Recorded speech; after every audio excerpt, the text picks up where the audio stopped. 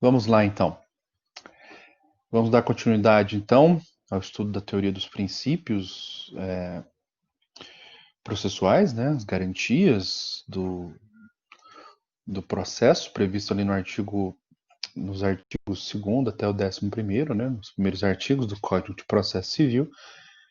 E um dos princípios que eu gostaria dando continuidade, né, ao que nós falamos na aula passada, é falar agora, né, sobre o princípio da proporcionalidade, depois o princípio da eficiência, da boa-fé objetiva e da primazia do julgamento de mérito, né? Então, vamos lá, então, né? Proporcionalidade. Quando se fala em proporcionalidade, bom, há uma certa polêmica acerca do que vem a ser proporcionalidade. Se você for analisar o artigo 8º do Código de Processo Civil, né? O artigo 8º do Código de Processo Civil fala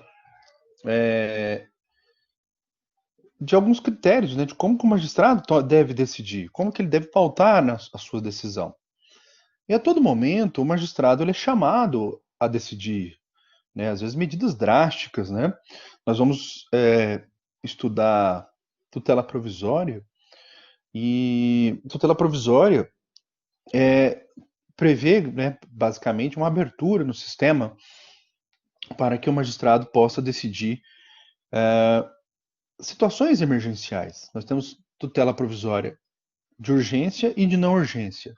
Mas as urgentes são aberturas no sistema, então, para que o magistrado decida, né, casos de forma emergencial, em que não há tempo hábil para se esperar, né, o desenvolvimento normal do processo.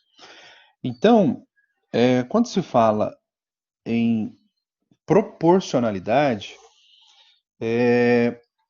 quando o magistrado vai tomar uma decisão, seja ela decisão de mérito, que é a decisão final,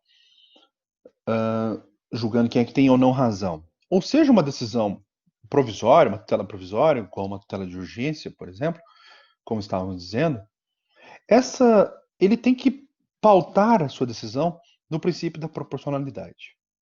Então, esse é o primeiro elemento. E aí, o sistema processual, então, ele afirma essa ideia, né, do magistrado adotar o princípio da proporcionalidade. Então, boa parte dos autores falam que a proporcionalidade é uma metanorma. O que é uma metanorma? É uma norma sobre a aplicação de outras normas. Norma sobre norma. Então, a gente chama de metanorma, né? Então, e alguns nem chamam de princípio da proporcionalidade, chamam de postulado, né?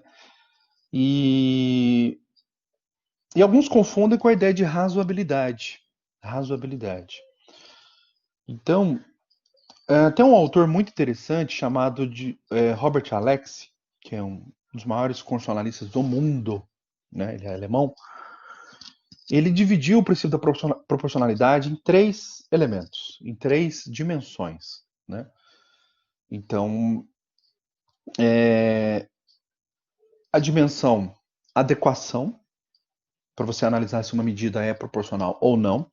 Então, você tem que analisar se ela é adequada, se ela é necessária e um outro elemento, o terceiro elemento, e ele chama de proporcionalidade em sentido estrito, ok?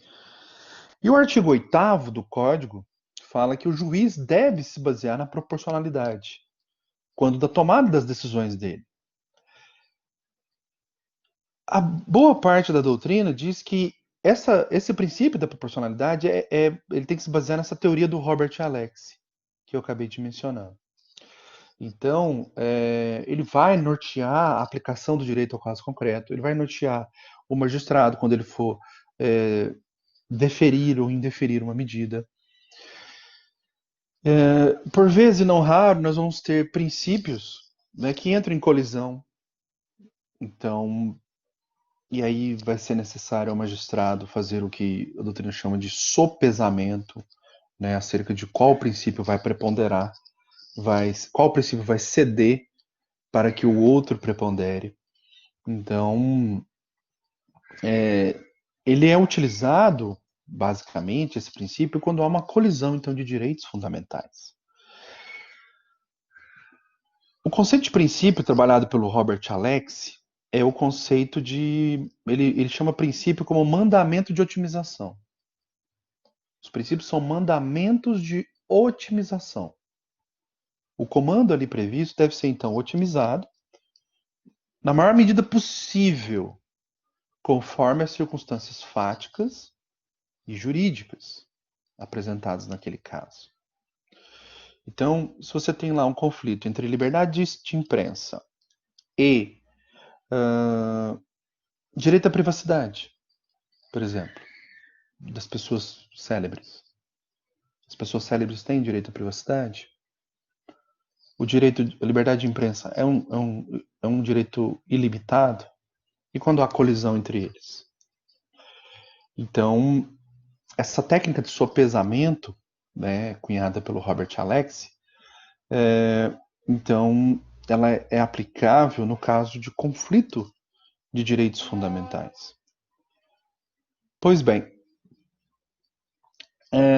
então o que vem a ser essas três dimensões da teoria do Robert Alex?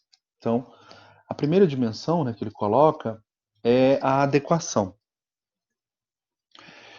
Então, você tem que averiguar se uma medida será proporcional ou não, se ela for adequada, a solução buscada é adequada ou não para aquele caso.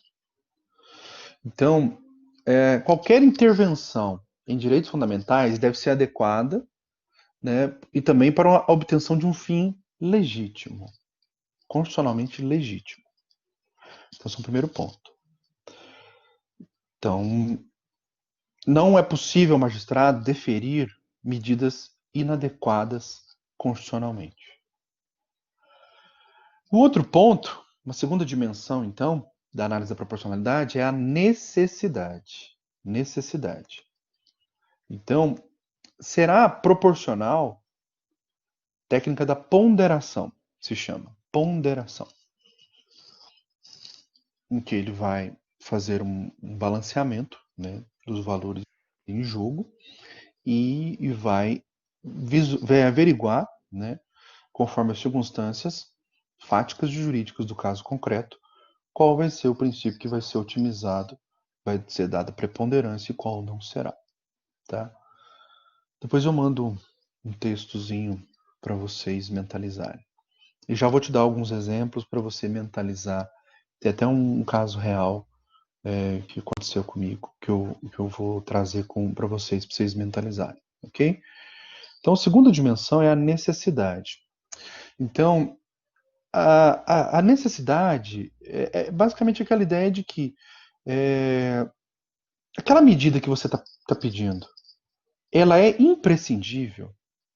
Aquela intervenção, né, num direito fundamental, por exemplo, ela é mais benéfica, né? Então, ou não. Ela é imprescindível, ela é necessária, né? Por isso que fala em necessidade. Então, fala que uma medida deve ser necessária no sentido de que nenhuma outra medida disponível será menos restritiva, né? E o terceiro elemento, que ele chama de proporcionalidade em sentido estrito, né? É uma análise, né, em que você vai fazer que as vantagens que serão obtidas com aquela medida, né, devem compensar os sacrifícios a serem impostos a alguém. Então, percebam, vamos fazer algumas análises acerca do princípio da proporcionalidade. Vamos pegar alguns exemplos, baseado nesses casos aqui que eu disse para vocês, certo? Deixa eu compartilhar aqui, só para um material de Word, para vocês, então, terem ideia, mentalizarem mesmo, né? E ficar mais fácil para vocês acessarem, então, essas informações. Aqui eu fiz outro dia, Word, né? Então, Eu vou compartilhar aqui com vocês.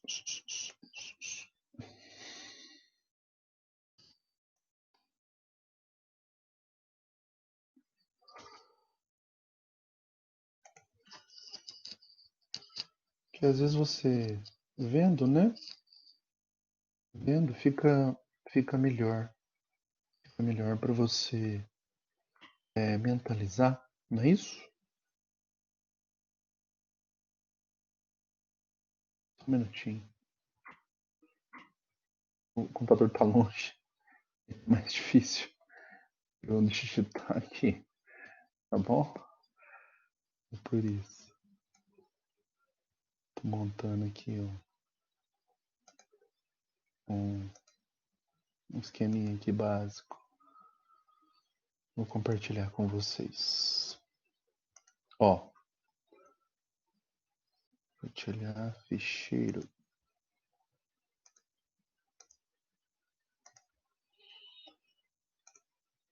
Bom,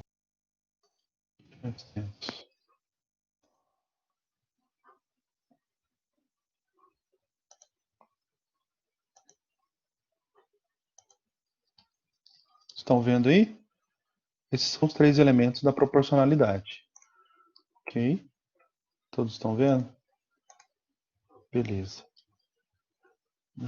Já vou voltar aqui a explicação. Tô tentando jogar aqui no PowerPoint, que eu acho que lá vai ficar melhor. Como diz um amigo meu, mamio de bom.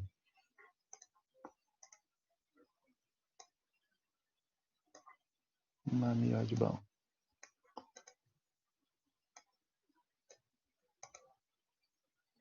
Ih, apanhando aqui de computador, gente. Esses computadores. Converter o Smart Chart. Ah, ficou bom. Aqui. Ficou bonitinho aqui. Já vou compartilhar no outro. Fiz balãozinho. Bom, olha só. Eu vou parar esse compartilhamento aqui porque eu fiz coisa melhor. Copiei esse texto aqui. Eu copiei e joguei no PowerPoint. E eu achei que ficou melhor. Vamos lá.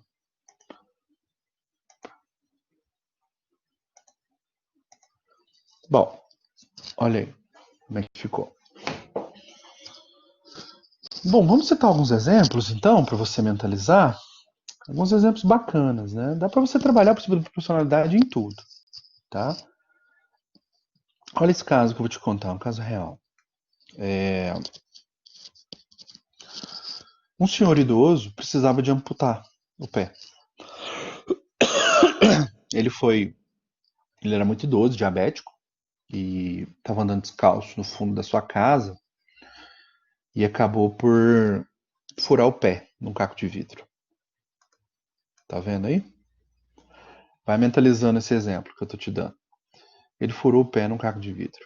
E como ele é diabético, tinha mais de 80 anos, não cicatrizou. E aí foi necessário fazer, foi no médico, né? O médico falou: olha, precisa amputar. Amputar. Essa é a medida adequada. É necessário, é imprescindível. Então, segundo elemento. Se amputar, que é uma medida drástica, vai ter mais benefícios do que este sacrifício.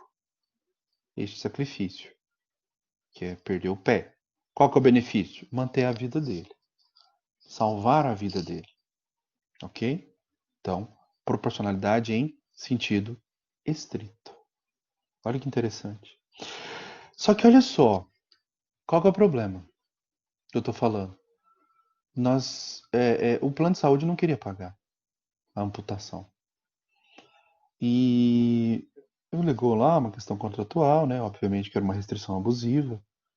Só que lá na questão da tutela antecipada, o magistrado está proibido de deferir uma tutela antecipada caso a medida seja irreversível. Mentalizou? Mentalizou o exemplo? Se a medida for irreversível, o magistrado está proibido de deferir tutela antecipada. E como vocês bem sabem, a amputação é irreversível. Então vamos fazer a análise aí. Né? Vocês viram esses três elementos. Né? Para que uma medida seja proporcional, então, ela tem que ser a medida. Qual a medida? A amputação. Então você vai entrar lá, por exemplo, uma ação de obrigação de fazer, né, contra, por exemplo, o plano de saúde, que ele arque, né, com os custos daquilo, que ele não negue. Né? Então, obrigação de fazer. Pois bem, só que o juiz ele tá proibido de deferir medidas irreversíveis. Porque toda tutela provisória ela é chamada de provisória justamente porque ela é uma decisão que deve ser revogável a qualquer tempo. Ela não é uma decisão definitiva. Então, só as decisões definitivas, né, que têm áreas de imutabilidade, né? Então, de perenidade. Quando você pede uma tutela antecipada, geralmente o magistrado ele baseia-se apenas nos argumentos trazidos pelo autor.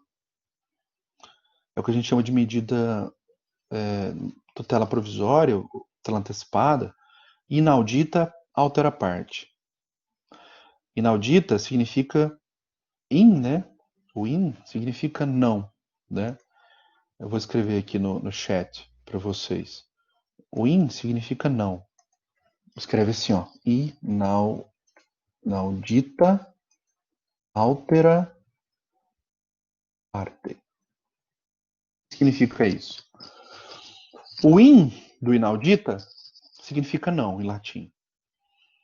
Audita vem de audição, né? Auditare, né?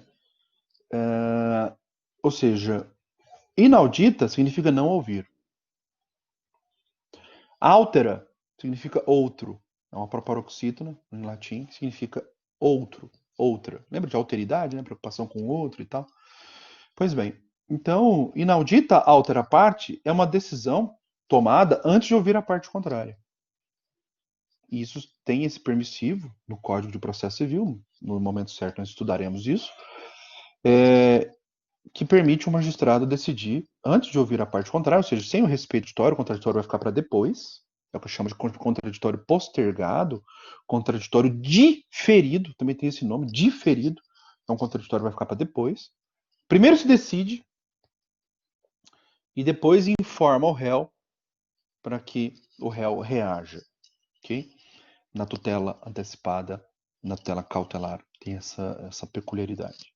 Se o magistrado deferir a medida antes de ouvir o réu, ok? Tem juiz que é inseguro, tem juiz que não se sente convencido, às vezes, dos argumentos trazidos pelo autor, e aí ele pode falar, olha, eu quero ouvir o réu primeiro antes de tomar uma decisão. Acontece. Tanto é, para isso não acontecer, né, para o juiz, de fato, deferir uma medida inaudita altera parte, ou seja, antes de ouvir a parte contrária, esse autor ele tem que trabalhar com juízo de probabilidade. Ele tem que convencer o magistrado que aquilo que ele está dizendo é verossímil, é verdadeiro. Então, juízo de probabilidade. Em casos envolvendo saúde, isso não é muito difícil, porque você junta um laudo médico. Refutar um laudo médico é impossível no início. Né? Ele vai ser refutado, vai ser questionado uma eventual perícia lá na frente. Né?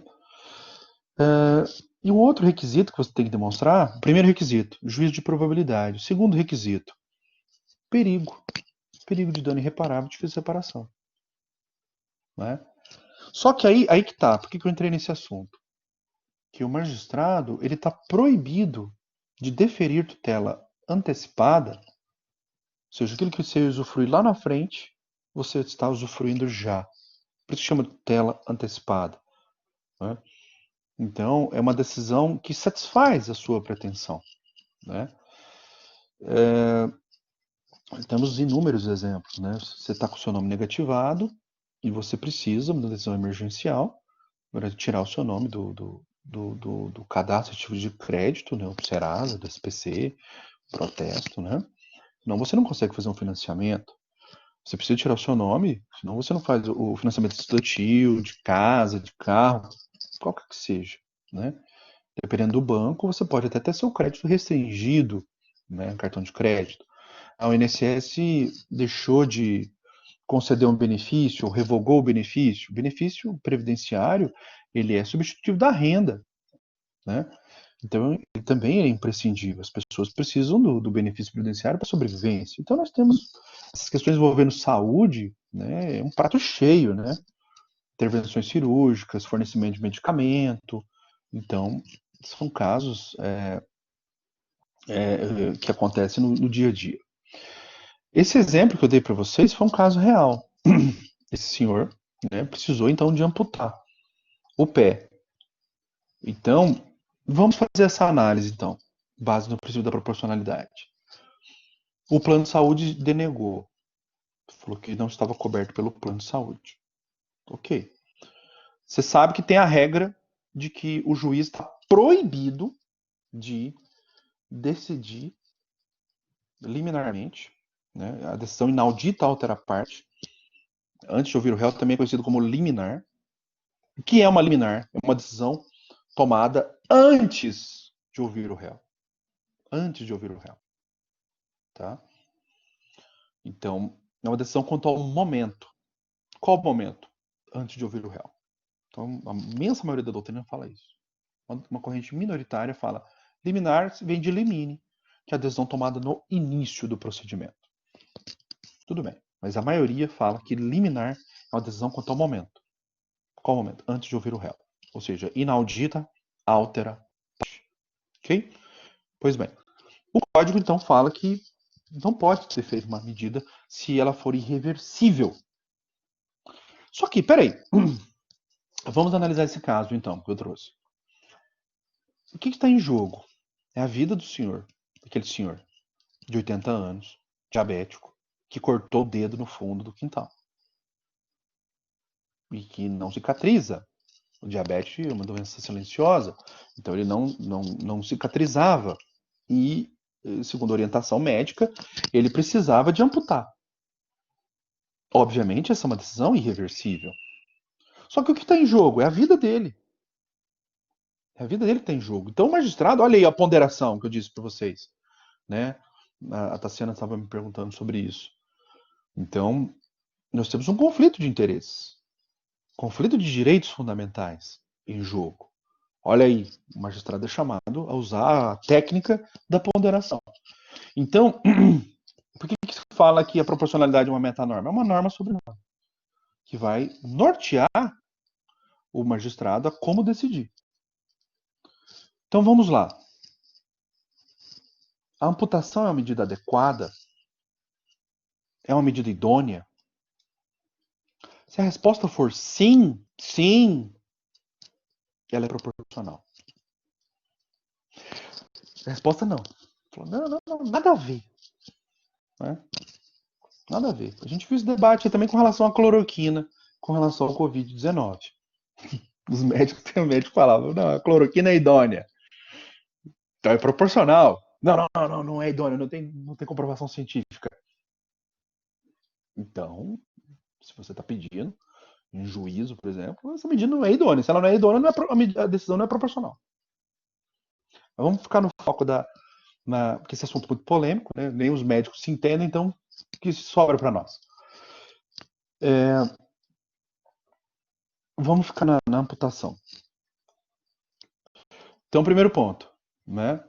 Sim, já vou chegar nas três dimensões, vou analisar as três dimensões. Então, você tem que passar pela primeira antes, né? Só vai ser proporcional se passar pela primeira. A medida tem que ser adequada, idônea. Sendo adequada, sendo idônea, atende a um fim constitucionalmente legítimo.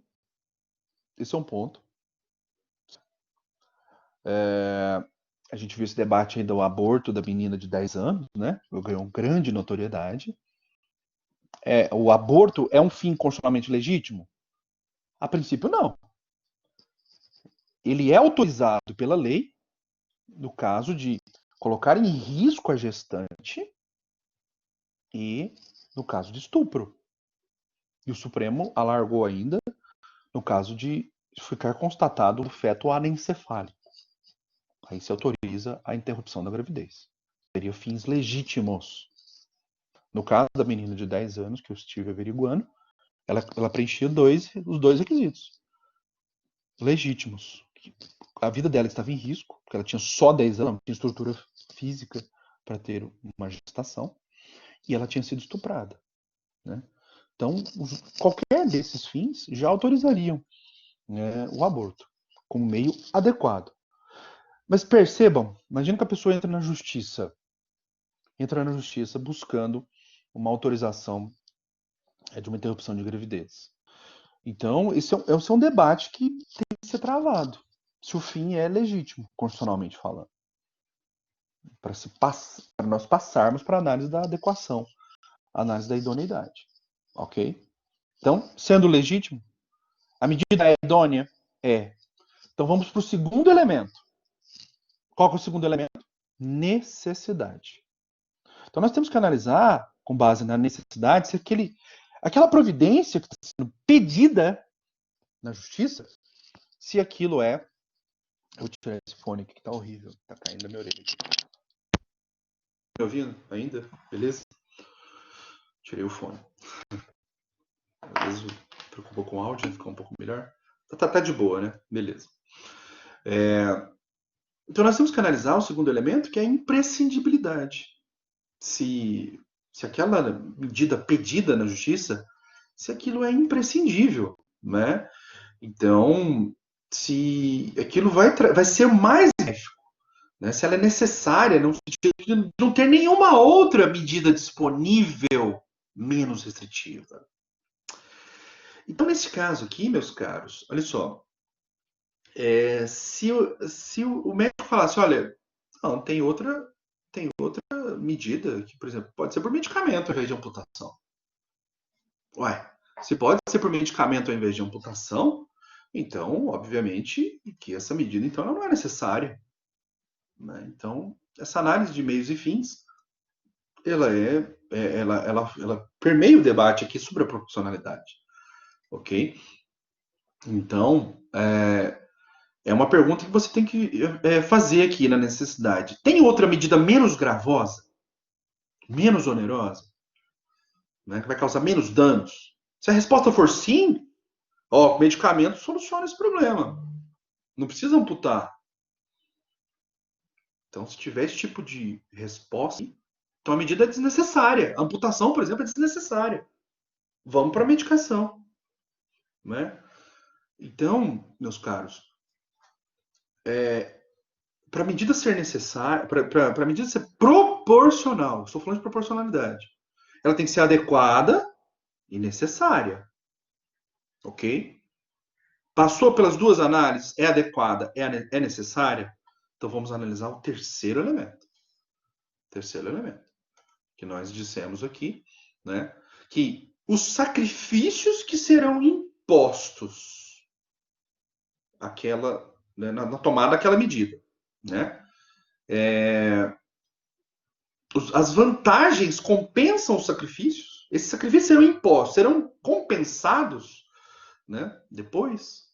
Então, há mais vantagem do que sacrifício? Então, essa é uma outra pergunta. Para a gente falar em proporcionalidade em sentido estrito. Estrito. Certo? Então, olha só, tem que passar por esses três elementos para que a medida seja proporcional. Proporcional. Então, isso aqui foi criado pelo Robert Alexy para buscar criar critérios para o magistrado decidir. Critérios racionais, segundo a teoria dele. Então, ele chama de teoria da argumentação jurídica. Então, esses são critérios para se auxiliar, então, o magistrado na tomada de decisões. Isso está previsto no artigo 8º do Código de Processo Civil. Fala que o magistrado, na tomada de suas decisões, ele tem que se valer do princípio da proporcionalidade. E segundo a doutrina, então, como eu estava dizendo, a teoria adotada, então, né, sobre o princípio da proporcionalidade, é a teoria do Robert Alex, então, que faz, nós devemos fazer essas 3 análises, ok? Então, nós temos que fazer a análise, como eu pus aí no esquema, da adequação, ou idoneidade, que tem que ser um fim constitucionalmente legítimo, certo? Nós temos que fazer a análise, então, depois, sendo adequado, sendo idôneo, então nós temos que averiguar se aquilo é necessário,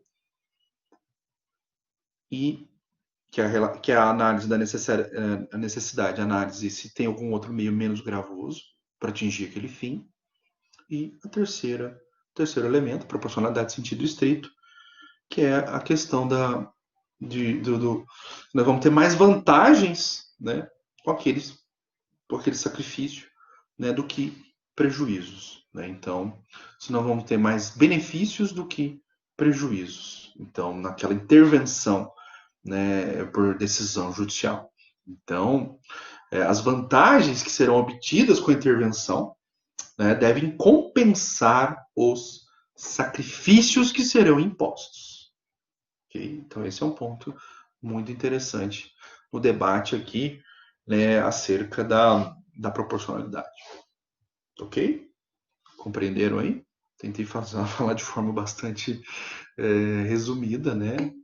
Tá? Então, esse é eu vou compartilhar aqui novamente para vocês mentalizarem o esquema. Depois me lembrem, eu vou mandar depois os slides para vocês, tá bom? Então, olha aí. Então, nós estamos falando, olha aqui, ó. Proporcionalidade, aqui de vermelho, e o desdobramento dele é este, né? Desdobramento. Então, proporcionalidade, na teoria do Robert Alex, então, é análise da idoneidade, necessidade e proporcionalidade em sentido estrito, tá? Se não ultrapassar, a pergunta da Tassiana, se não ultrapassar qualquer um desses elementos, algum deles ficar para trás, a medida é desproporcional. A medida só será proporcional se idônea, necessária e proporcional em sentido estrito, ok? Aquela relação entre vantagens e sacrifícios. Se é uma compensação, se compensa. A análise do compensa, ok? Tá no popular, né? Então, o nosso próximo princípio é o princípio da eficiência, aqui de azul, ok? Eficiência. Bom, o princípio da eficiência, no âmbito do direito, ele veio lá do direito administrativo, tá? O direito administrativo, ele afirma a ideia, né, ali, se fosse uma análise histórica, né, do direito administrativo, a administração pública ela sofreu um grande inchaço, né, no século XX, por meio do welfare state, no Estado social de direito. Então, o Estado, que antes era abstencionista, o Estado estava proibido de intervir na esfera da propriedade das pessoas, na esfera de liberdade das pessoas, né, que era o Estado liberal, né? No século XX, ele passou a ser um Estado intervencionista e passou a intervir na esfera econômica, inclusive, na ordem econômica, na ordem social também. Cunhou-se o princípio, a ideia máxima de interesse público, que a administração pública atua, né, visando atender o interesse público.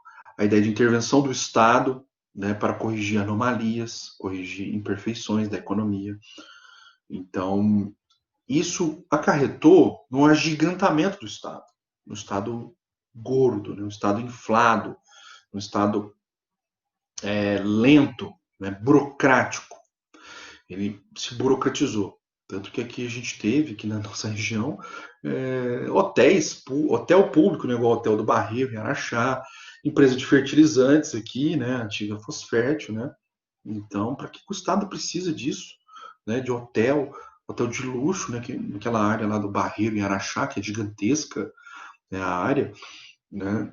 Então, uma empresa de fertilizantes. Então, são exemplos aqui nossos, próximos, né, aqui, de nós, né, aqui do Triângulo Mineiro, só para contextualizar.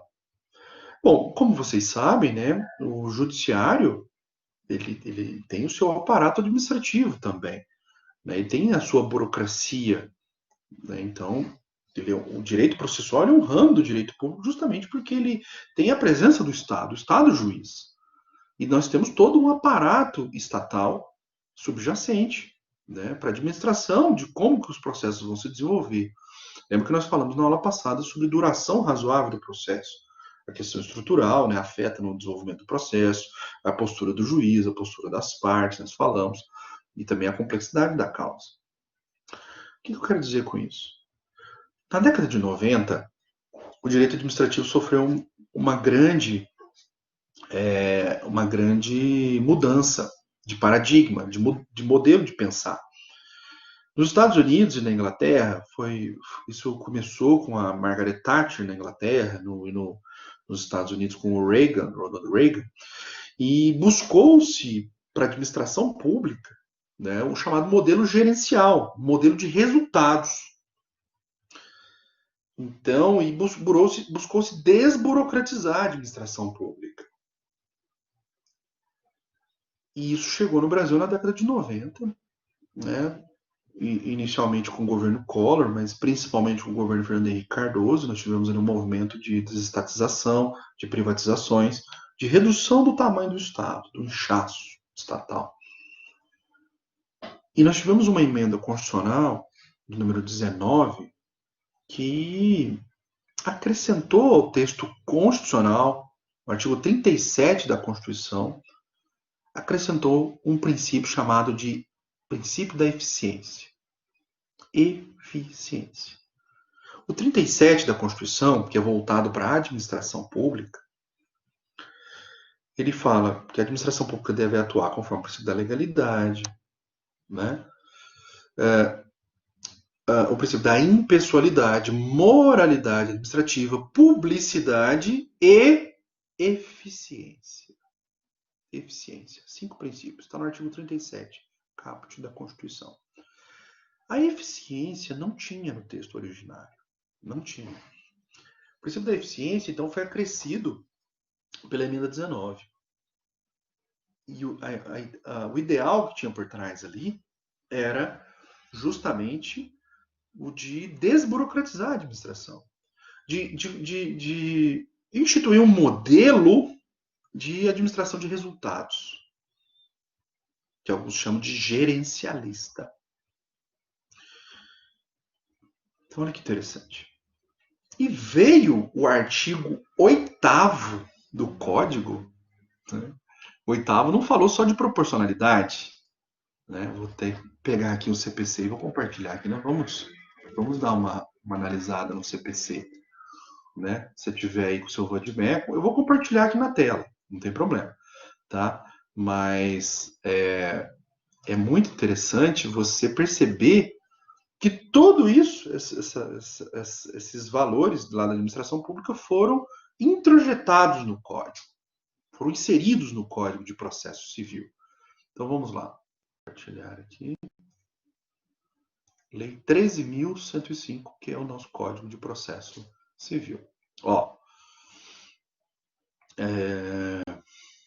olha o artigo 1º, né? O processo civil será ordenado, disciplinado, interpretado conforme os valores e normas fundamentais estabelecidos na nossa Constituição. Constituição Federativa da República Federativa do Brasil. Como vocês bem sabem, a Constituição é a norma mais importante, né? Norma superior, princípio da supremacia constitucional. E olha aqui o artigo 8º, que é o que nos interessa. Ó, ao aplicar o ordenamento jurídico,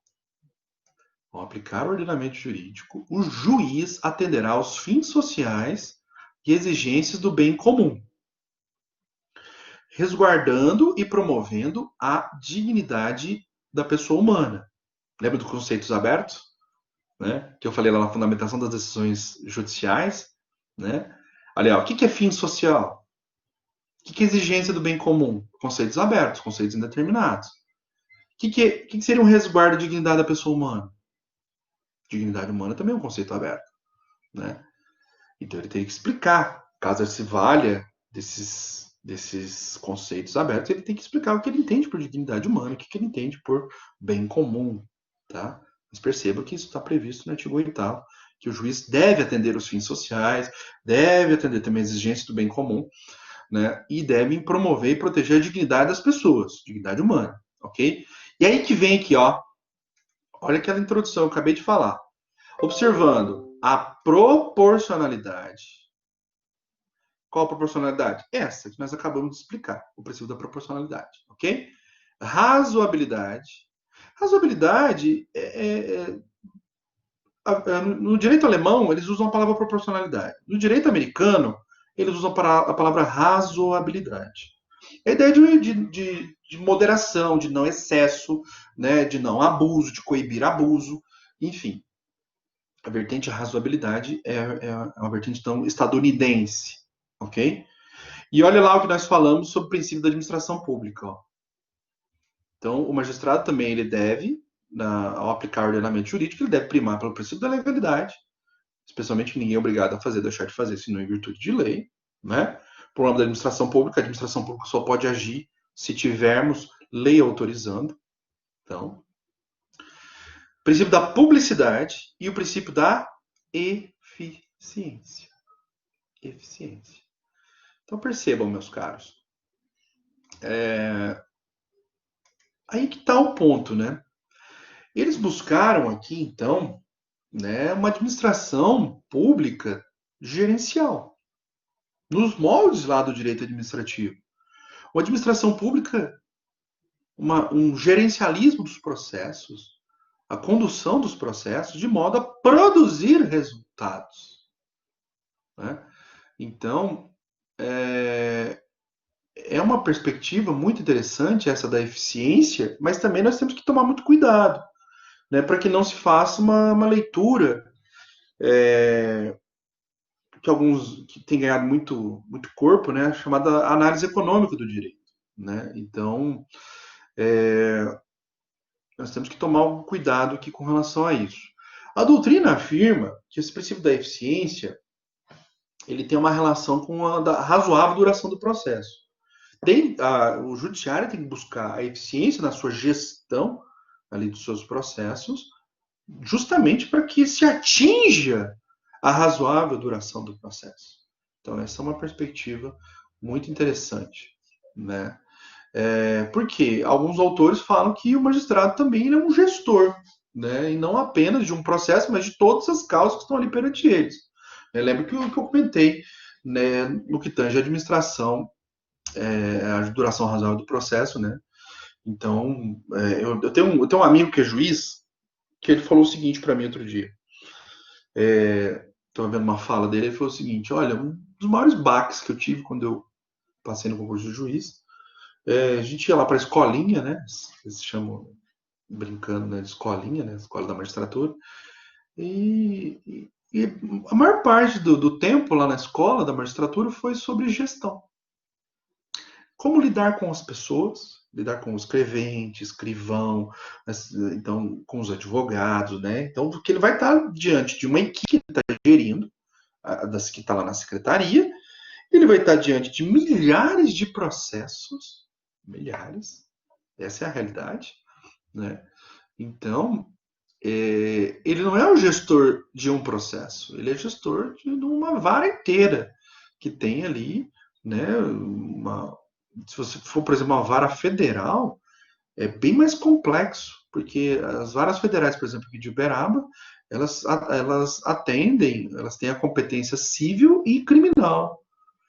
Então, a gestão dos processos é mais complexa quando você não tem uma vara especializada, quando há uma vara de tudo, né? Ou nas comarcas do interior, da Justiça Estadual, ou nos lugares em que é vara única, em que o juiz ali é juiz de tudo, né?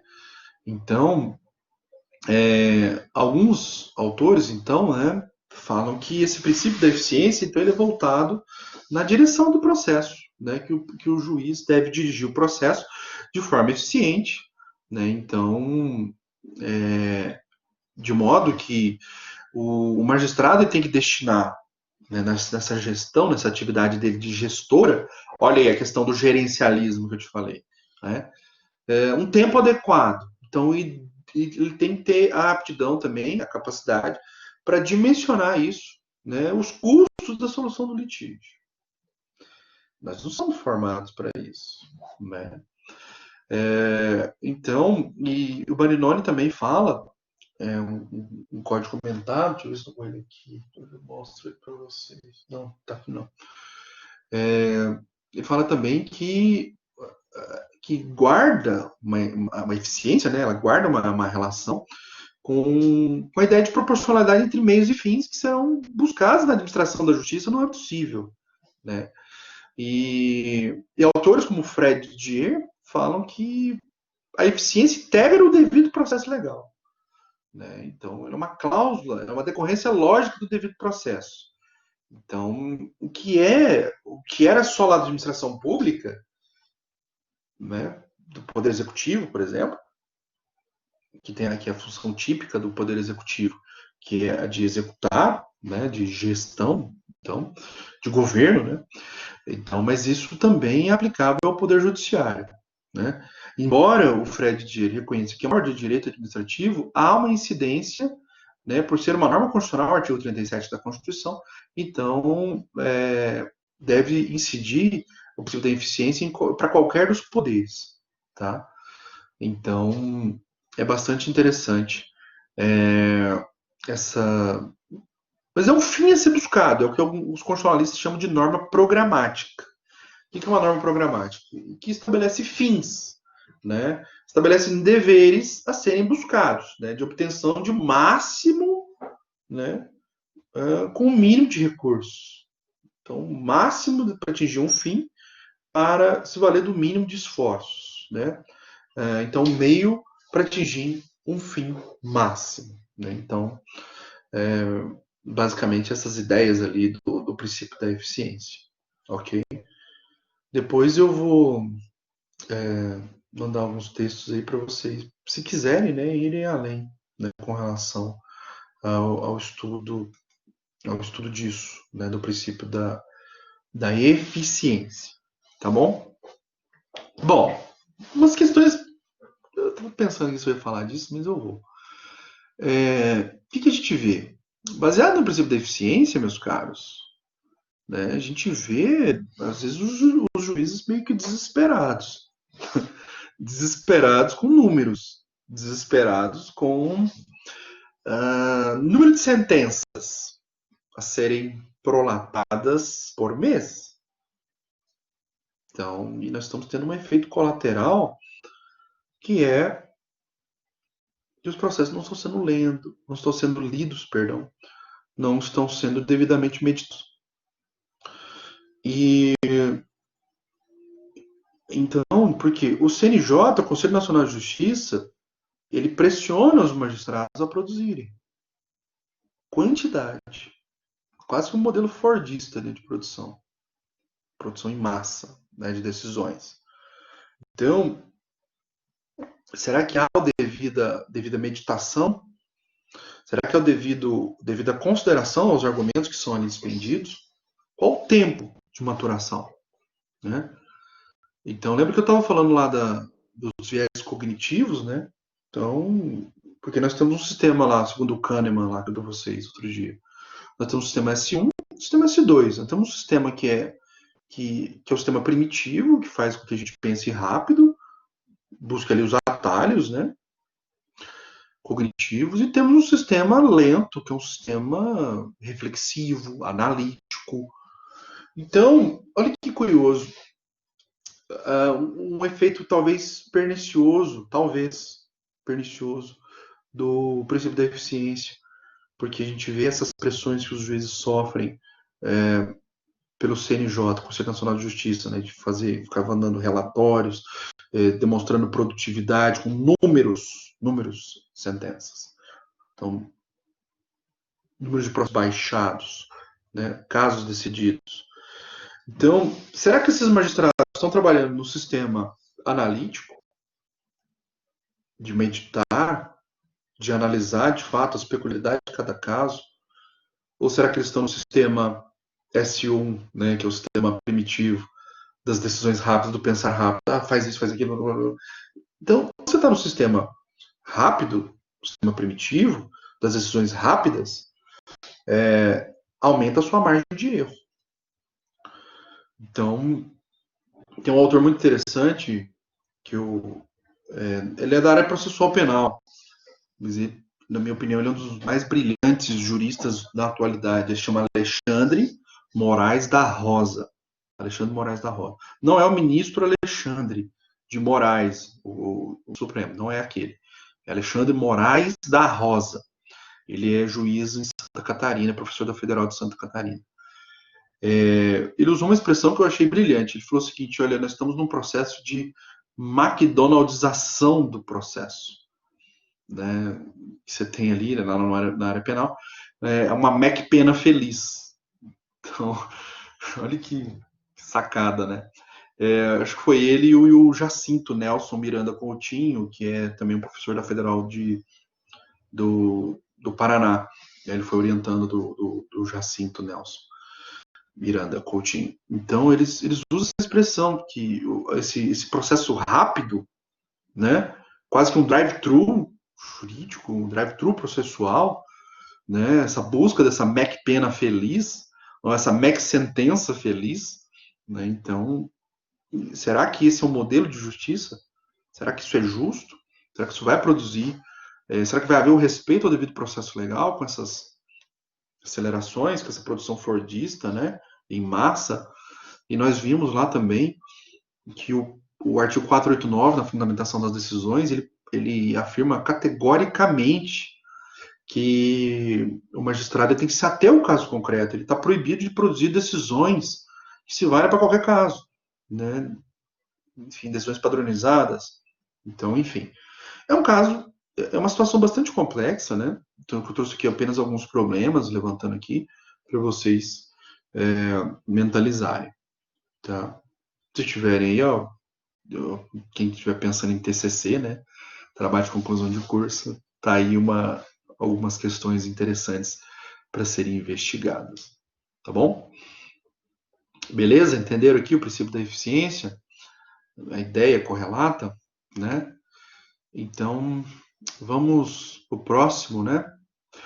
O próximo é um dos mais interessantes e também extensos, né? Vou compartilhar aqui novamente. É o princípio da boa-fé objetiva. O princípio da boa-fé objetiva. Bom, boa-fé objetiva. O Código de Processo Civil, ele trabalha lá no artigo 5º, né? Ele fala sobre boa-fé objetiva. Vou compartilhar novamente o Código de Processo Civil para a gente analisar. Chrome, Lei 13.105. Ó, olha só. Apareceu aí, né? Pois bem, olha só, artigo 5º da Constituição. Aquele que de qualquer forma participa do processo deve comportar-se de acordo com a boa-fé. O Código não falou que boa-fé que é. E no direito civil,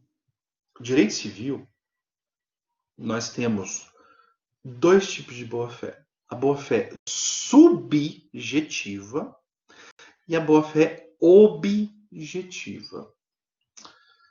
Boa-fé subjetiva, inerente ao sujeito, é um estado de consciência que a parte tem de estar agindo conforme o direito.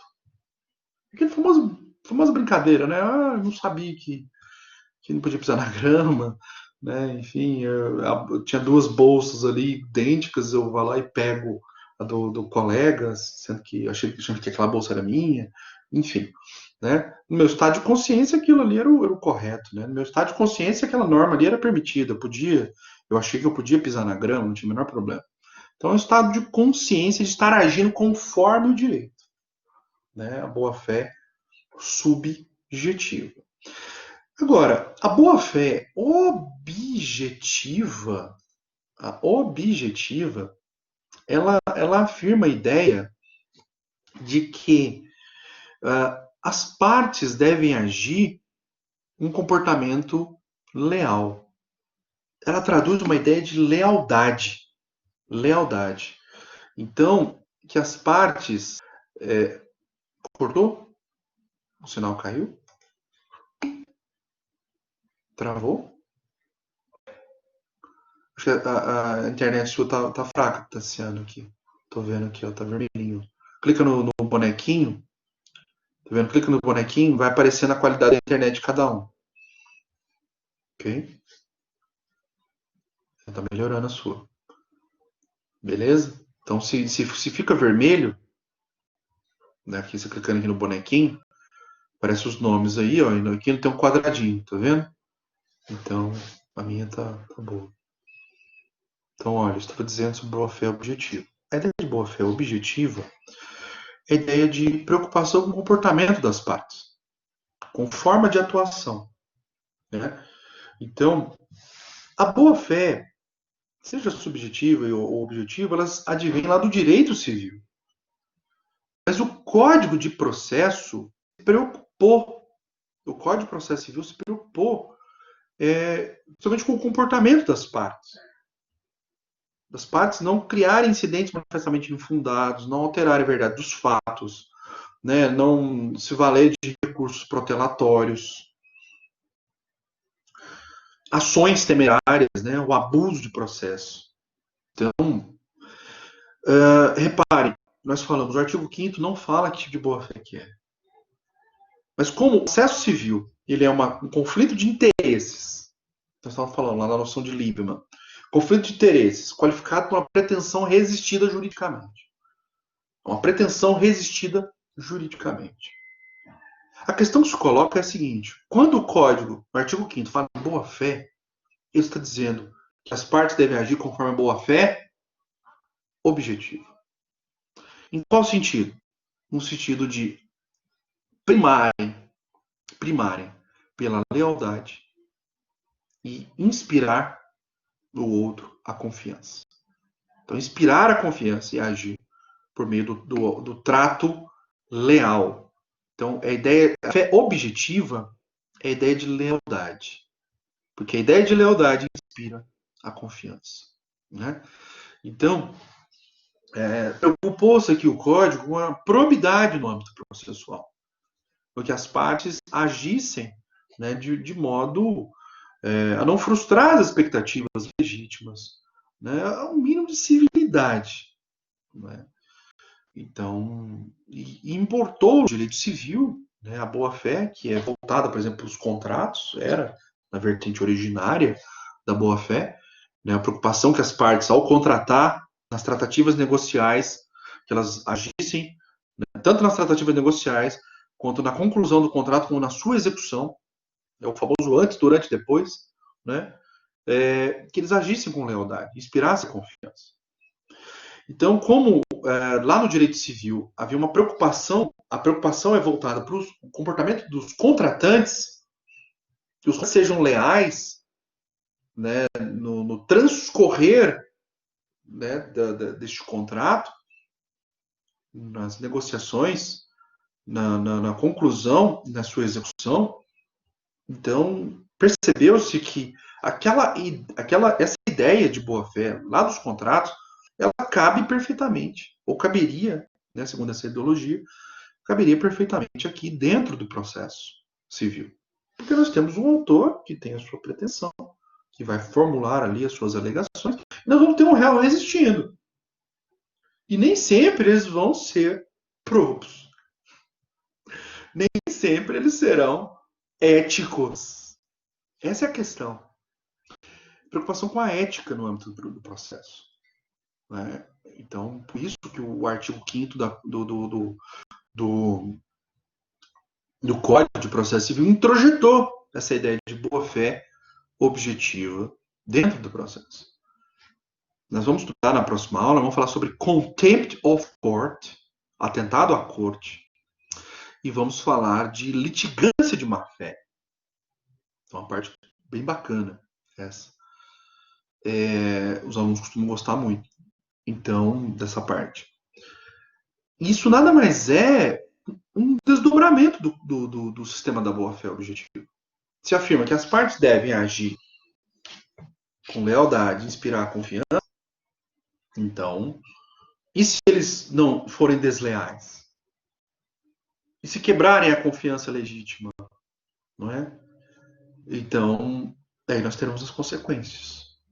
É por isso que nós vamos trabalhar a ideia de litigância de má-fé, o que vem a ser litigância de má-fé e o que é o atentado à corte, os atos atentatórios à dignidade da justiça, conhecido na expressão inglesa contempt, contempt é atentado, contempt of court, atentado à corte, né? Isso está previsto no artigo 77 do Código de Processo Civil. Não vamos ver hoje, é na próxima aula. E que eu preciso de tempo para explicar isso. E também não vamos falar sobre a litigância de má-fé. Tá? Mas já te adianto que é um desdobramento disso. Né? Desdobramento do princípio da boa-fé objetiva. Ok? Olha só, nós temos alguns desdobramentos disso. Da boa-fé. A boa-fé, então, ela afirma duas ideias. A ideia de que as partes então devem agir com lealdade e inspirar confiança. Mas nós temos consequências lógicas, corolários lógicos dessa perspectiva, né? Que lá em direito civil se chama de dever anexo, ou também conhecido como dever lateral. Deveres anexos ou laterais, né? Como se fossem consequências lógicas da boa-fé. Então, uma das consequências lógicas que vão nos interessar aqui no âmbito processual é o dever de informar. Né? Então, porque ele traduz uma ideia de transparência, das partes agirem com transparência e de não frustrar as expectativas legítimas. Porque se a ideia de boa-fé é a ideia de lealdade e de tutela da confiança, de proteção da confiança, então qualquer infortúnio, qualquer evento, né, que vá atrapalhar o bom andamento do processo deve ser informado pelas partes. Né? Eu lembro de um caso interessante que aconteceu aqui em Uberaba. Um aluno, ele tinha um carro que tinha sido penhorado, né? E ele tinha sido nomeado como depositário daquele carro, né? Porque o carro era dele, não tinha onde pôr. Aí o juiz mandou que ele ficasse como depositário do próprio bem, né? Para garantia da execução.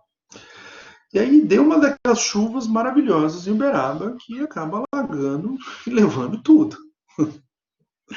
Quem nunca viu, né? Uma enchentezinha em Uberaba.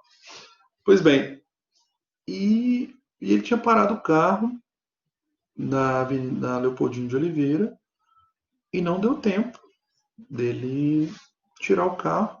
Veio aquelas chuvas repentinas, né? Choveu muito forte e levou o carro dele. Encheu a avenida e levou. Ele estava como um depositário, ele estava como um garante, tinha o dever de conservar, de cuidar daquele carro. E aí? Pelo princípio da boa-fé objetiva, eu teria que informar no processo imediatamente. Falar, excelência, olha, o bem penhorado se perdeu. Se perdeu. Né? Então, teve um incêndio. Lembra que caiu energia ontem, né? Teve um incêndio aqui, gigantesco aqui na Filomena Cartafina, né? E tinha um aras ali, tem um aras aqui na Filomena Cartafina e diz que alguns cavalos queimaram. Foram queimados alguns cavalos por causa daquele incêndio gigantesco que teve. Imagina que aquele aras estava como depositário daqueles cavalos. Né? Foi muito triste, é horrível.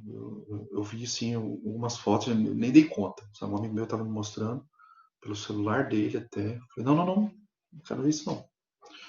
Me faz mal, muito mal. Eu detesto esse sistema de maus tratos, de animais, eu odeio isso. Eu até paro de seguir a pessoa.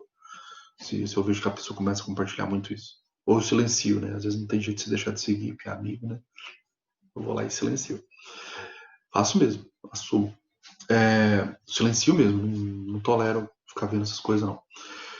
Pois bem, então, imagina, o cara tava lá com o depositário dos cavalos. Tem cavalo que é uma fortuna, meu amigo.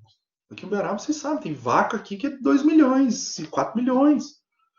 Imagina dar um incêndio desse e perde uma vaca dessa premiada, valiosa. Um conjunto ali de cavalos ali que estavam ali guardados como depositário, né, o dono do Aras. E tem que informar no processo. Às vezes você está disputando justamente isso, né? Então, qualquer infortúnio, qualquer ocorrido que vá afetar o desenvolvimento processual tem que ser informado. Dever de boa-fé, né? Então, porque é o dever de lealdade correlato, ok?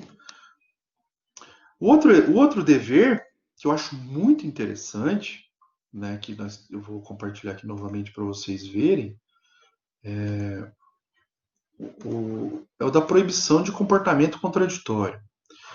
Proibição de comportamento contraditório também é um desdobramento lógico do princípio da boa-fé. Quando a gente fala em proibição de comportamento contraditório, olha só, você tem que analisar o seguinte: dois atos. Um ato anterior e um ato posterior. Certo? E analisar se esses atos são compatíveis.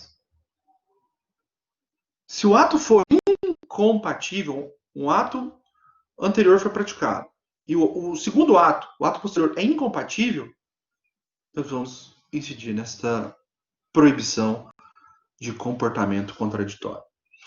Olha só, vamos dar aqui alguns exemplos. Estava até explicando para o pessoal lá de execução, né? Alguns casos ridículos que às vezes acontecem na execução. Lá na execução, vocês vão estudar isso no quinto período? Sim.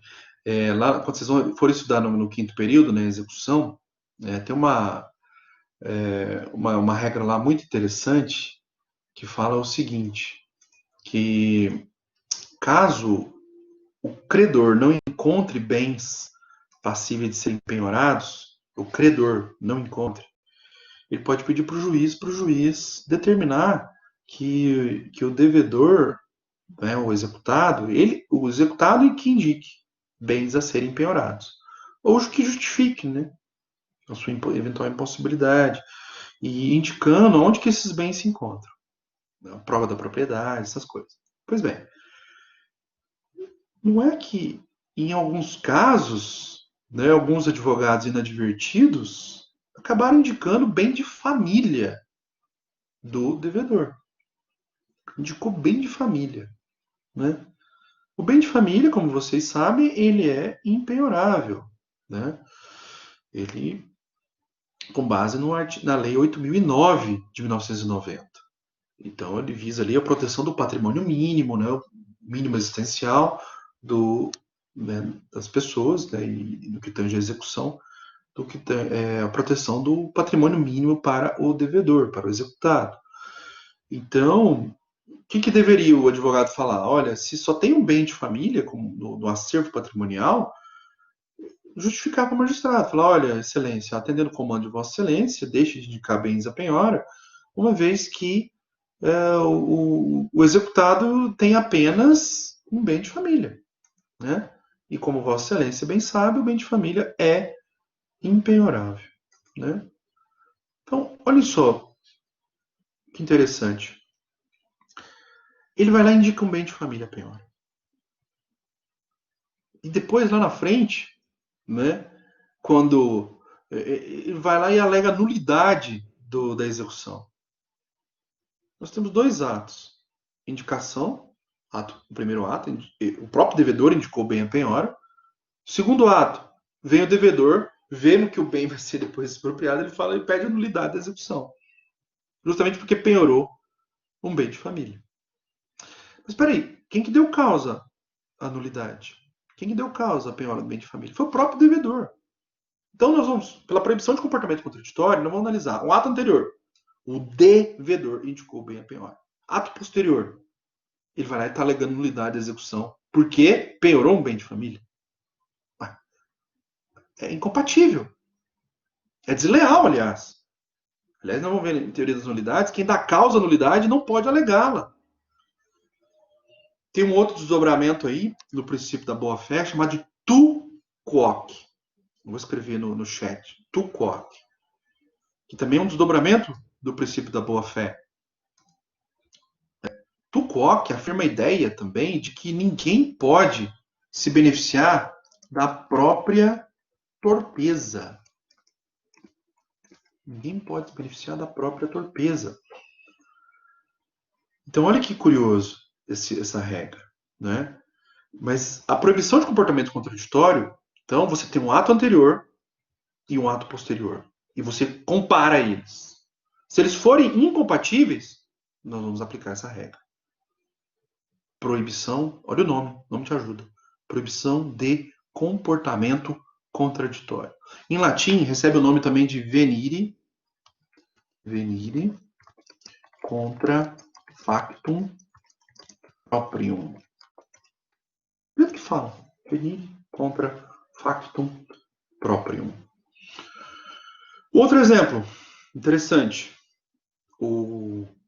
As partes vão lá e fazem um acordo. Quem faz acordo é porque quer fulminar com aquela causa, né? Acabar com o litígio, né? Menos problemas. Pois bem. Aí, vamos lá. Imagina que o réu lá, depois que homologou o acordo vai para o juiz para ele homologar, o juiz homologou, e depois ele vai lá e recorre. Recorre. Né? Ou seja, ato anterior, fez acordo. Quem faz acordo quer extinguir o processo. Ato posterior, recorreu. O réu recorreu. Quem recorre quer continuar a discussão. Lembra do duplo grau de jurisdição, né? Ele quer um novo pronunciamento.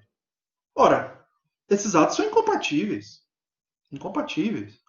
Né? É insustentável, então. Então, percebam, quando falar em venire contra factum próprio, ou seja, a proibição de comportamento contraditório, você vai ter que analisar o ato anterior e o ato posterior. Se for compatível, ok, válido. O segundo ato é válido. Agora, se o segundo ato foi incompatível com o primeiro, o segundo ato é inadmissível. O segundo ato, inadmissível. Porque fere a boa-fé objetiva. Ok? E lembre-se que eu falei do tu quoque. Tu quoque significa a ideia de que ninguém pode se beneficiar da própria má-fé. Ninguém pode se beneficiar da própria torpeza. Isso é milenar. Isso é lá no direito romano. Por isso chama tu quoque. Né? Venire contra factum próprio. Latim. Direito romano. É o berço. Percebam as faces da boa-fé aí? Né? São desdobramentos lógicos. Tudo que está por trás aí é lealdade. Lealdade. Comportamento leal. Comportamento honesto. A ideia de probidade. Ética. Ética dentro do processo. Por isso que nós vamos falar na próxima aula sobre a litigância de má-fé e o atentado à corte. Tá? Que quando, de fato, nós estaremos diante de uma deslealdade, houve um ato desleal, o que acontece? Aí não vamos falar de litigância de má-fé. Né? Descumpriu a ordem judicial. Vamos falar do contempt of court, atentado à corte. E as várias consequências advindas dali. Para a gente terminar, né, a boa-fé, então, faltou aqui o surrexio e a suppressio. Deixa eu compartilhar novamente. Olha aqui, o balãozinho apareceu aí? Não. É o balãozinho amarelo, né? Fala de suppressio e surrexio. Bom, olha só. Que interessante que a gente vê acontecer na prática, né? Às vezes o advogado apareceu aí, compartilhou? Vocês estão vendo? Às vezes ele vislumbrou. Não? Vou tentar de novo. Compartilhar novamente.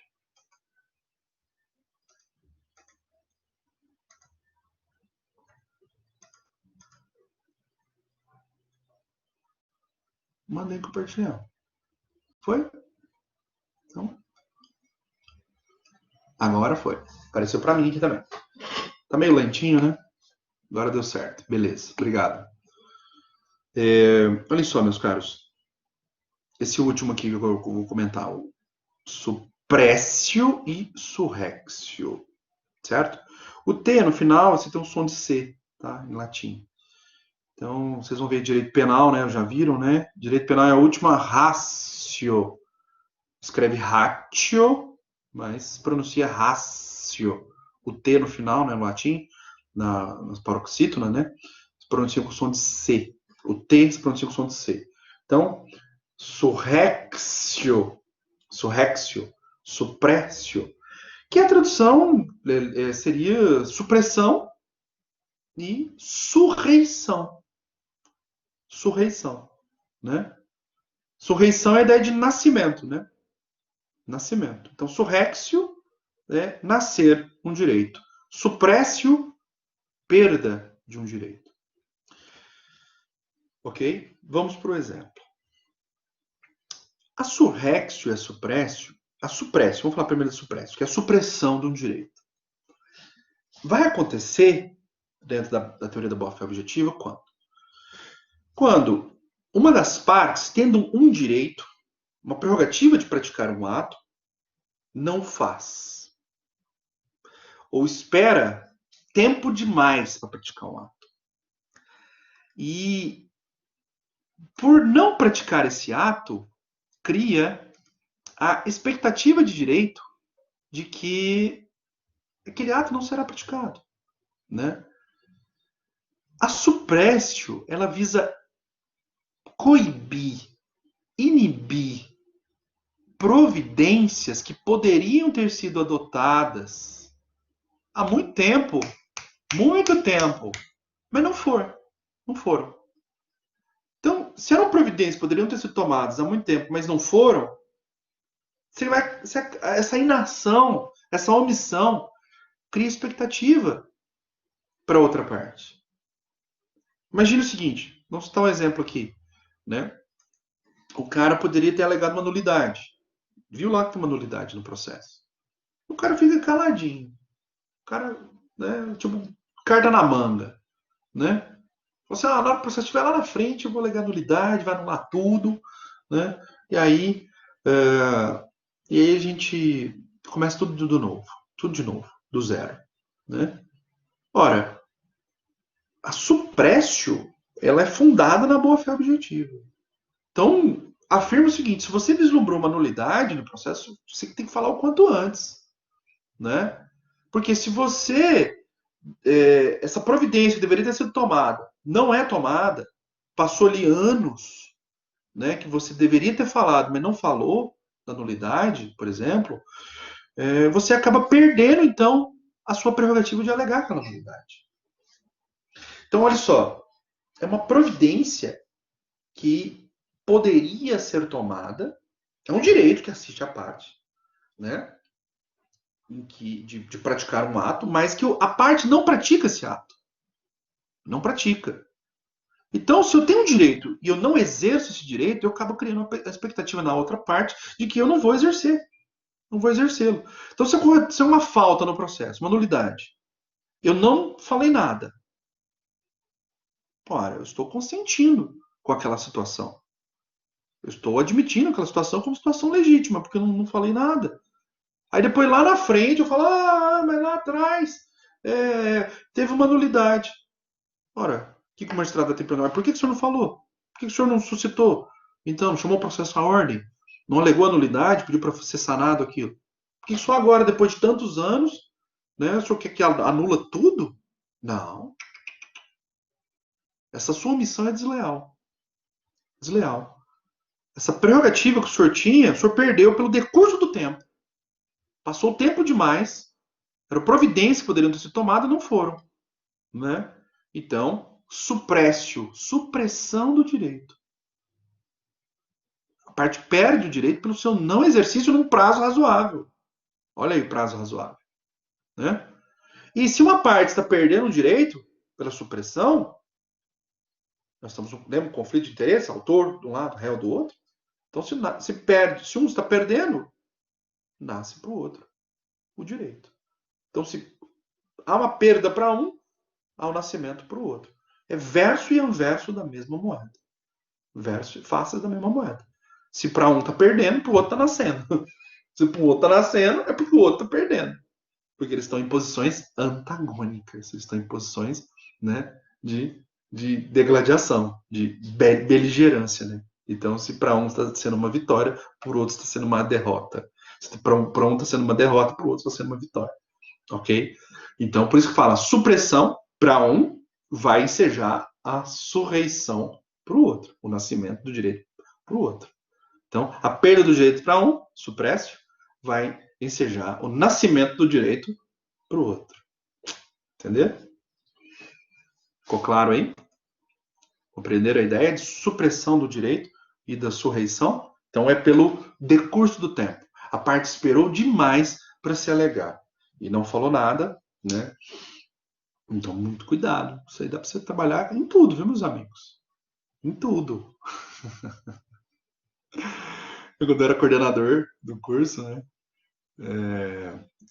Eu fui coordenador até 2019, né? Nós tiramos aquela nota máxima no MEC, né? Aí eu pedi para sair. Aí, aí veio um aluno, né? Falando, professor, teve uma prova lá em 2016, o senhor esqueceu de lançar a nota, e eu vou formar. Aí eu falei, ué, mas 2016? Você tá me falando só agora que você tá formando? Só agora que você tá reclamando da nota? Né? Deu vontade de falar assim para ele, meu amigo, suprécio. Suprécio, você perdeu, você até tinha o direito, né? Imagina. Eu corrigi, eu fui gente boa. Né? Fui lá, dei uma averiguada, mas nem lembrava direito da situação. Aí pedi para a secretaria corrigir, né? Mas eu poderia ter alegado perfeitamente a suprécio. Porque na suprécio é o seguinte, você até tem o direito é seu, mas você demorou tempo demais para reclamar aquele direito, né? Então, nossa, sabe quando você coça, né, para falar assim, não, vou mandar uma suprécio aqui. É só para a pessoa aprender na prática o que é suprécio. Quase que eu fiz isso, mas eu fiquei com dó, a pessoa veio humilde, né, veio gente boa, né, eu falei, não, beleza, pode deixar que eu vou quebrar seu galho, né. Mas aí eu até dei uma nele, né? Falei, mas você podia ter ajudado, hein, né, meu amigo? Você podia ter falado isso antes, não é? Você esperar aí 4 anos, no caso era 3 anos, né? Foi ano passado. Você esperar 3 anos para reclamar de uma nota lá no período tal, lá atrás, meu amigo, não faz isso. Você vai ter problemas se você fizer isso num processo judicial. Depois eu acabei brincando. Exato. A ideia é que o direito não socorre os que dormem. Mas o cara foi tão bacana, sabe? O cara foi tão gente boa, humilde, sabe? Pediu, professor, me desculpe, tá? Mas eu tinha uma nota lá, eu tava fazendo falta, não sei o que. Aí eu acabei, como diz, para os humildes a gente acaba tendo mais consideração, né? Então, mas que dava para ter aplicado uma suprécio ali, dá, né? Então, olha que exemplo bacana, né? Eu acho legal de usar esses exemplos em sala de aula, né, com situações reais, né, que vocês passam, né, que vocês não esquecem. Não esquece. Né? Bom, meus caros, vamos terminar. A questão só faltou um último aqui. Vamos terminar ele, porque a gente passa a régua, né, em princípios e vamos para o próximo tema, né, o próximo assunto. O último princípio aqui, vou falar brevemente, tá, para a gente terminar, é o princípio da primazia do julgamento do mérito. Então, vou compartilhar aqui novamente. Primazia do julgamento do mérito. A grande ideia aqui é porque lá no artigo 4º do Código de Processo Civil, né, lá fala o seguinte, olha, que as partes, né, têm o direito de obter em prazo razoável a solução integral do mérito, incluída a atividade satisfativa. Pois bem, quando se fala em primazia do julgamento do mérito, a ideia aqui é a seguinte, o magistrado ele não pode ficar dando mais importância ao formalismo do que ao julgamento da causa em si. né? Então, é para combater o excesso de formalismo, né, que acaba tornando o processo engessado, acaba tornando o processo burocrático, né? Então, e nós temos ainda muitos magistrados que são extremamente formalistas, e ao invés de se preocupar com a causa em si, né? Olha só, teve um caso esses dias que eu, assim, eu fiquei indignado. Era um caso envolvendo câncer, fornecimento de medicamento, era um medicamento, situação emergencial, né, obviamente, porque câncer, né? E também era idoso, então estava no grupo prioritário, por ser idoso, estava na prioridade, lembra que nós falamos? E também por ser tutela de urgência, né, também acaba ganhando prioridade. E o magistrado ficou ali procurando situações para não julgar. Ele se deu por incompetente, ele achou que não era foi numa vara federal, ele achou que não era caso para uma vara federal, deveria ir para o juizado, porque estaria dentro de 160 salários mínimos, né? Então, e o que esse princípio afirma? Que, peraí, excelência, peraí, juízes, você primeiro se preocupa com o mérito da causa. Qual que é o mérito da causa? Olha, é um paciente com câncer, ele está precisando do medicamento X e Y de forma emergencial, o plano de saúde está se negando, né, de forma abusiva, a fornecer, a arcar com aquele custo daquele medicamento. Primeiro você se atém a isso, julga isso. Depois você averigua se esse caso é complexo ou não, né, para ir para o juizado, se é ou não é, você tem 60 salários mínimos, se deve ou não é, deve sair da sua mão e ir para outro juiz. Então é isso que eu preciso da primazia, olha o nome, primazia do julgamento do mérito. Nós temos que nos preocupar primeiro com a solução judicial do caso, não é? Com a solução integral do mérito, que está dizendo no artigo 4º. Inclusive, atividade satisfativa, ou seja, satisfação do direito ali buscado. Então, você está diante de uma situação emergencial. Você tem que atender, tutelar o direito das partes. Primeiro. Depois você verifica se tem alguma falha processual. Se tiver, manda corrigir. Manda corrigir. Então, depois você corrige. Primeiro você se atém ao mérito. É isso que afirma a ideia básica. Mas, Murilo, isso parece ser tão elementar. Pois é. Tiveram que criar esse princípio, porque o que nós temos de juízes formalistas, meu amigo, não está no gibi. Né? E esse caso que eu estou te falando aconteceu agora em julho. Aconteceu recentemente. Né? Então, ficou lá naquele ping-pong, né? Enfim, lamentável. E o próprio sistema permite, né? Mas se o juiz fosse incompetente, né, e tal, eu não poderia dar uma nulidade? O sistema permite que o juiz incompetente julgue o mérito dele seja mantida. E depois possa ser revista por até então o juiz competente. Imagina, uma causa deveria ser na Justiça Estadual. Foi proposta erroneamente na Justiça Federal. Certo? Então, o magistrado ele tem que julgar o mérito ali. Imagina, uma tutela antecipada, uma situação emergencial. Ele decide. Depois remete para a justiça competente, para o juízo competente. Depois, o juízo competente, se quiser, que reveja aquela decisão. Ok. Mas que quando a parte pede uma tutela antecipada, quando a parte pede uma tutela de urgência, olha o caso aí da amputação que eu contei para vocês agora há pouco. Né? Esse caso que eu contei agora, câncer, ele quer uma solução imediata, ele quer uma decisão emergencial. Ele não quer que você fale, não é aqui para mim não, é o outro ali, manda para ele lá, né? Eu preciso da indeclinabilidade também da atividade jurisdicional. Eu não posso declinar, né? Eu sou magistrado, estou oficialmente investido na minha função, então o non licet, né? O que é o princípio do non licet? O T mudo no final, licet, né? É a proibição do juiz de não julgar.